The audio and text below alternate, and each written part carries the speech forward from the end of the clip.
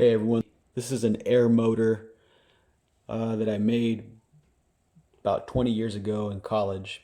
I made it during a machining class that I took at Cal Poly.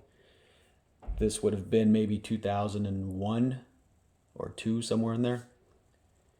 And it was basically a class to teach you the very basics of machining, tolerancing, how to use lathes and mills and machine shop kinds of tools. Basically, what happens is with this motor, it was a pretty fun project, I remember, but I added this piping here and hooked it up to some compressed air. It's about 60, 70 psi, somewhere in there. Put in a valve here to shut it off. Right now it's on. There's air up to here. Basically, you have air coming into here, pushes down on this piston down. It's a little Delrin plastic piston in here.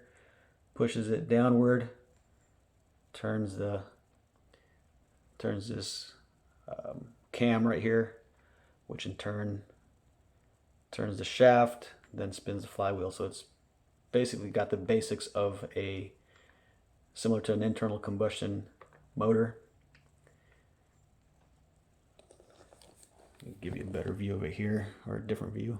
So as you kind of, this thing's going to just go back and forth like that as the air pushes it in and out.